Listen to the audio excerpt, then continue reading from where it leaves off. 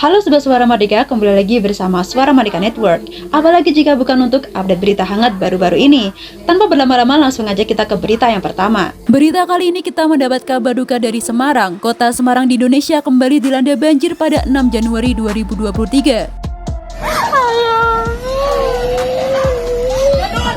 Banjir setinggi hampir 2 meter terjadi di kawasan Metese Tembalang di selatan kota Semarang hingga menimbulkan korban jiwa. Diberitahukan bahwa Pemkot Semarang akan menyiapkan gedung diklat untuk menampung korban banjir di perumahan Dinar Indah Metese. Diketahui bahwa banjir terjadi karena tanggul Sungai Babon yang berada di samping perumahan tersebut jebol. Korban banjir di Dinar Indah Kelurahan Metese Tembalang Kota Semarang mencapai 147 jiwa dari 37 keluarga. Korban terdiri dari warga yang berada di wilayah cekungan dan langganan banjir. Terdapat satu warga yang dikabarkan meninggal dunia karena terjebak banjir di dalam rumah. Kemudian PLT Wali Kota Semarang mengatakan bahwa gedung diklat dipilih karena dekat dengan lokasi banjir dan memiliki banyak kamar. Pemkot Semarang juga sudah menyiapkan dapur umum di balai kota untuk konsumsi makan korban banjir. Hati-hati. Ini semakin tinggi.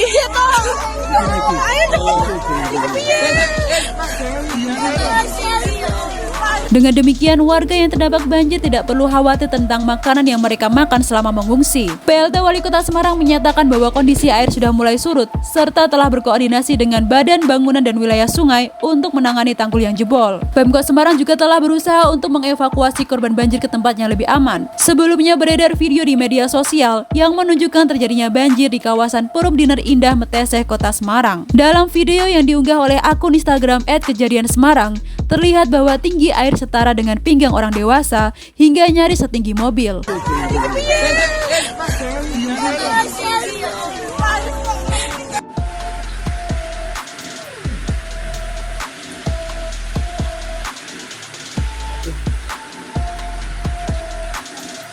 Beberapa warga juga terlihat naik ke atap rumah untuk menyelamatkan diri karena ketinggian air naik hingga mencapai atap rumah. Sebelumnya beberapa wilayah di Kota Semarang juga telah dilanda banjir pada awal tahun 2023. Hal ini telah menunjukkan betapa mendesaknya penyelesaian infrastruktur pengendali banjir di wilayah tersebut. Salah satu faktor yang menyebabkan terjadinya banjir adalah drainase yang menumpuk di Kota Semarang. Selain itu, sistem pengendali banjir di Kota Semarang yang belum selesai terutama di tol laut Semarang Demak dan Semarang Harbor juga memperberat intensitas genangan banjir.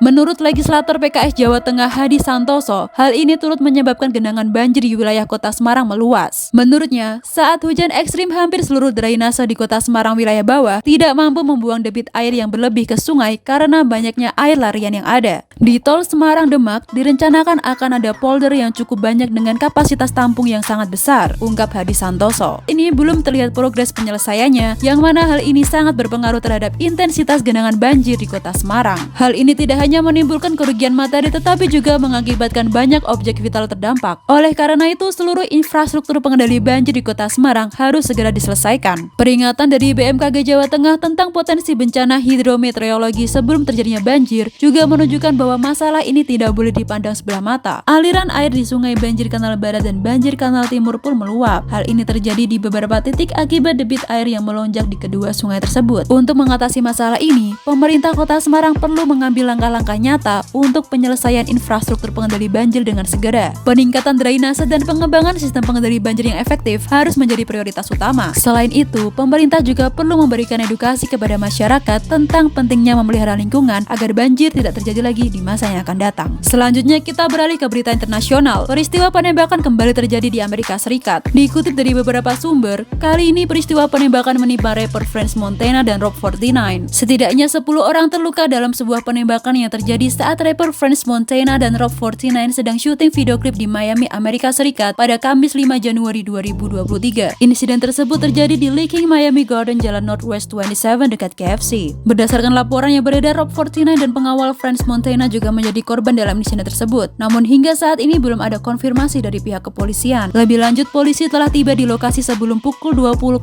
waktu setempat. Menurut keterangan polisi, keributan telah terjadi di lokasi lain sebelum akhirnya berakhir di sebuah restoran restoran tempat penembakan terjadi. Lebih lanjut, polisi telah tiba di lokasi sebelum pukul 20.00 waktu setempat. Menurut keterangan polisi, keributan telah terjadi di lokasi lain sebelum akhirnya berakhir di sebuah restoran tempat penembakan terjadi. Peristiwa ini tentu sangat memprihatinkan, mengingat betapa kerapnya terjadi penembakan di Amerika Serikat yang kemudian memicu perdebatan mengenai kepemilikan senjata di negara tersebut. Bergeser dari Amerika, berita baru datang dari konflik Rusia dan Ukraina. Ukraina mengklaim telah berhasil merebut kembali sekitar 40% wilayah yang sempat dikuasai oleh Rusia sejak invasi pada Februari tahun lalu. Ukraina mengklaim telah berhasil merebut kembali sekitar 40% wilayah yang sempat dikuasai oleh Rusia sejak invasi pada Februari tahun lalu. Kota-kota yang berhasil direbut kembali oleh Ukraina dari cengkraman Rusia meliputi Kherson, Donetsk, Kharkiv, Izium, Lyman, Kupiansk, dan Sloviansk. Pasukan Kiev berhasil mengalahkan tentara Moskow di kota Kherson pada November. Sebelumnya pada September 2022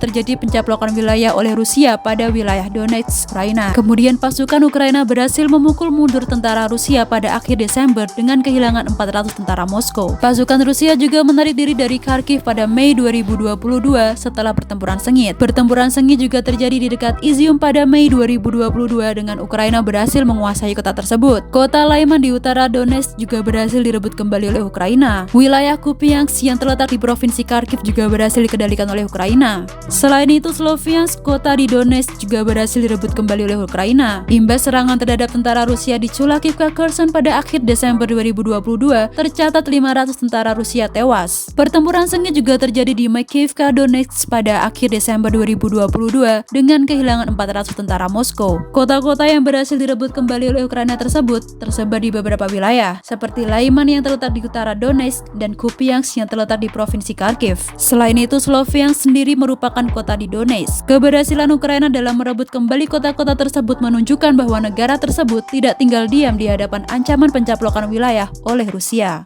Demikian berita hari ini, semoga terdapat pelajaran yang dapat kita ambil dari peristiwa-peristiwa tadi ya. Jangan lupa untuk terus dukung channel ini dengan cara like, subscribe, dan tuliskan komentar kamu di bawah ya.